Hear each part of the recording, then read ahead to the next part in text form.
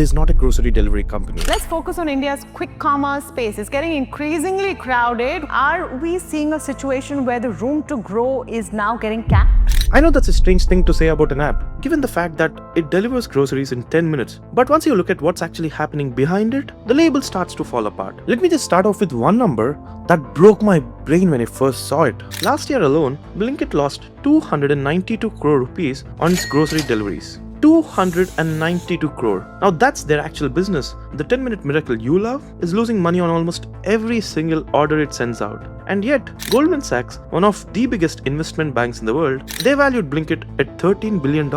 This is more than Zomato's entire profitable food delivery business. So we have an app that bleeds money on its main service is valued higher than the same parent company's profitable arm. Now, this doesn't make any sense to me. While we were busy ordering milk, Blinkit quietly built one of the most powerful advertising machines this country has ever seen. Now they made over 1,000 crore just from ads last year alone. That money is growing twice as fast as their actual grocery business. And the CEO of Blinkit just got promoted to run the entire parent company. Let me just put it in another way. Think about IPL for a second. It streams on Jio Hotstar. You watch the cricket for free there because Hotstar isn't in the cricket business, they are in the advertising business. The cricket is just bait for you to open the app. The real product is the 30-second ad after each over. Blinkit is running the exact same playbook. Just swap cricket for groceries. The 10-minute delivery is the bait. The advertising machine they've built around it, that's their real business. And in the next 10 minutes, I'm going to walk you through how this works, who's paying for it, why every single brand on this app is quietly being trapped, and what this means for what you actually buy every single day. Let's start with what's actually happening inside the app.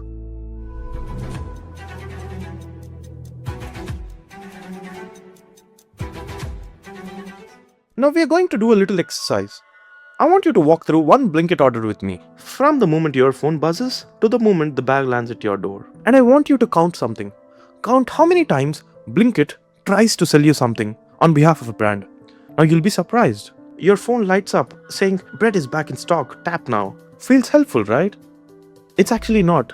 That notification was paid for by a bread company who gave Blinkit money to interrupt your day. Now you tap on it, the app opens. The first thing you see is a giant banner. It's bright, it's animated, it's taking up more than half of your entire screen. Some brand booked it for the day, just like a hoarding on the highway. Except this one was put there just for you. Now you scroll a little, then there's a whole section dedicated to a single brand. It only has their logos, their products, their brand colors. They paid to take over the entire piece of real estate. Now pause here for a second, because you haven't even started shopping yet, and you've already walked past 3 ads. Now you actually search for milk. The first 1 or 2 results have that tiny grey tag which says ad. Those weren't the best milk. Those were the brands that bit the most. And the cleverest part? You don't even notice the tag because your eyes go straight to the picture. Now that's the whole point. You add your items, you head to checkout, and just before you hit pay, Blinkit shows your pairs well with suggestion. Maybe some chips, maybe a Coke. Now it looks like a friendly recommendation, right? Wrong. It's a paid slot. A brand paid to be your last minute add-on. Now you pay, you think we are done, but we're actually not. Now you're on the order tracking screen. Now you're watching that little bike icon move towards your house. And I know you do this. I mean, we all do it, right? We open the app 5 times during the 10-minute wait just to check on the order. Well, the top of that tracking page is also for sale. Sometimes it's a video, sometimes a scratch card that says congratulations, you won 20% off of this brand of shampoo. I'll be straight with you. You didn't win anything. That shampoo company paid Blinkit to make you feel like you did. Now the bike arrives, the delivery partner hands you the bag, you open it, and inside that bag, sometimes there's a flyer for a new brand, sometimes there's a free sample of something you didn't even order. That sample isn't a gift from Blinkit. That brand paid to put it in your bag. So now I want you to think about what just happened between your phone buzzing and the bag at your door. You walked through more than a dozen separate advertising moments. Most of them you didn't even notice. That's not an accident. That's the design. Now here's the question I want you to sit with. Does a grocery delivery company build all of this? No, a grocery delivery company spends its time on better routing software, faster picking systems, denser, darker stores. An advertising company spends its time on figuring out how many different ways it can put a brand in front of you between the time you wake up and the time you go to bed. Blinkit didn't just add ads to a grocery app. Blinkit built an advertising machine and gave it 10 minutes delivery as the bait. Blinkit is the only company where the thing it does, the delivery, loses money. Now, the advertisements aren't a bonus on top of a working business. The ads are the business. Everything else is a way to keep you opening the app long enough to see them. So, I've spent some time telling you what I think Blinkit really is. But maybe you're still not convinced. Maybe you're thinking, this is just my interpretation. So let me do something different now. Let me show you what Blinkit itself is doing. Not what they're saying, but what they're actually doing. That gives their whole game away. 3 big moves in just over a year. Watch them stack up. Move 1. In February of 2026, the parent company that owns Blinkit, called Eternal, made a leadership change that almost no Indian news channel covered properly. Albinder Dinsa, the guy who built Blinkit, was promoted to run the entire parent company. And the man he replaced, Dipinder Goyal, the founder of Zomato, the guy who built Zomato over 16 years from a small restaurant review website into one of India's biggest tech companies. He stepped aside so the Blinkit guy could take over everything. Now let me explain why this matters. Because at first, this sounds like just a corporate reshuffle. It isn't. Think about how a parent company picks a new CEO. Now they pick the person running the business they think is the future. Now that's the whole signal. They're telling the market, this is the bet. This is the business we want shaping the next 10 years. Let me give you a perfect example. Back in 2014, Microsoft was the Windows and Office company. Now that was their core business. That's where the profits were. But the board picked a guy named Satya Nadella. They wanted him to become the new CEO. And Nadella wasn't from Windows. He wasn't even from Office. He was running the cloud business, a smaller, less established part of Microsoft at the time. That one choice told the entire world where Microsoft thought the future was. Not in selling software in boxes, but in the cloud. 12 years later, Microsoft is one of the most valuable companies in the world because that bet was right. Now apply the same logic to Eternal. Now if Eternal genuinely believed food delivery, the profitable established business was the future, Dipinder Goyal stays. Now he's the food delivery guy, right? He built that empire from ground up. There's no reason to move him aside. Eternal didn't do that. They picked the guy from the loss-making business, the one that bleeds money on every delivery. Why? Because Eternal doesn't see food delivery as a growth story anymore. They see whatever Blinkit is building, and as we've already established, what Blinkit is actually building isn't a faster grocery service, it's an advertising platform. Companies promote people based on the future they want, not the present they have.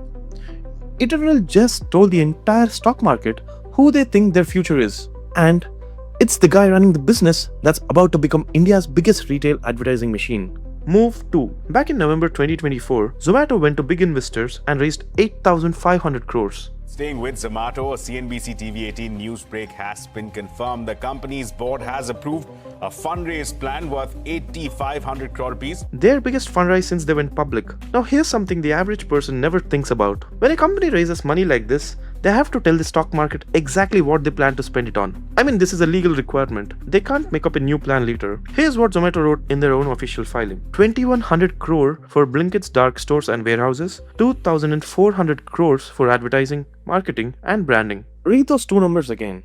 They told their own investors on paper, with their lawyers reviewing every single line, that they would spend more money on marketing than on the physical delivery infrastructure everyone thinks they're in the business of. That's not me interpreting their strategy. That's their own filing in their own words.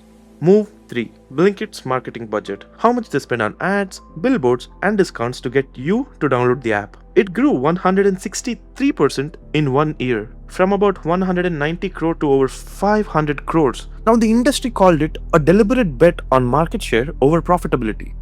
In simple language, they don't care if the delivery makes money anymore. They care that more people open the app because more users equal more ad space to sell.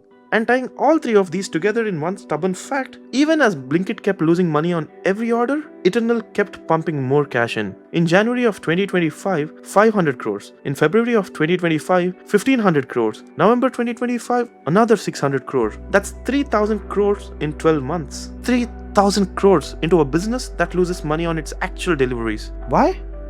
Because the delivery isn't the bet. The user base is the bet.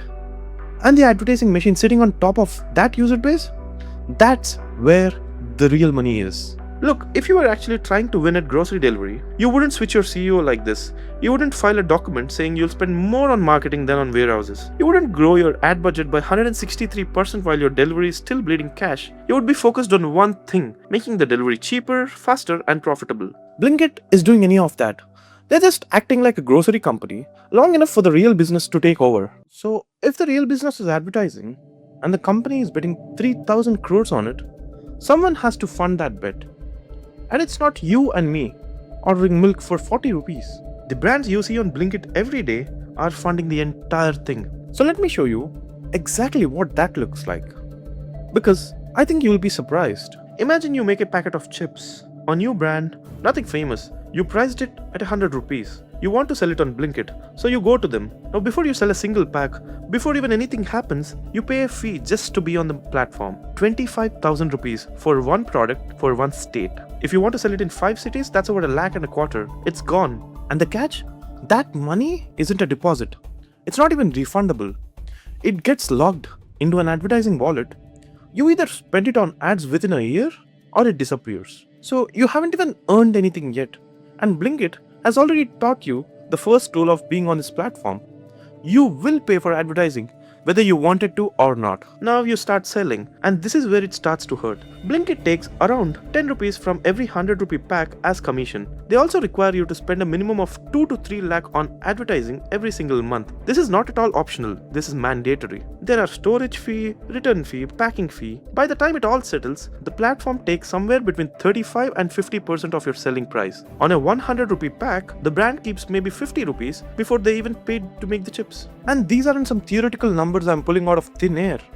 Let me show you what this actually does to a real founder. There's a spice brand called Zoff Foods. They do 65% of their business through quick commerce platforms like Blinkit. The co-founder publicly said they're now spending 10 to 15% of everything they earn just on platform fee. And the margin they used to make? Shrinking every single quarter. Another founder told Storyboard 18, and I want you to really hear this number, he spent over 10 lakh rupees in 3 months trying to sell his product on these platforms. He made back less than 1 lakh. 3 months, 10 lakhs in and 1 lakh out. Now that's the brand experience. You pay to enter, you pay to be visible, you pay every single month whether you sell or not, and it keeps getting more expensive because the more brands that join, the higher the bidding goes for the same top slot. The executive deputy chairman of AWL Agribusiness, that's a massive consumer goods company, they said publicly that the margins on these platforms are now nearly indistinguishable from general trade, which I'll translate. Even the giants are saying that the math is starting to break. So now think about who can actually survive this. A Nestle, a Hindustan Unilever, an ITC, they all can.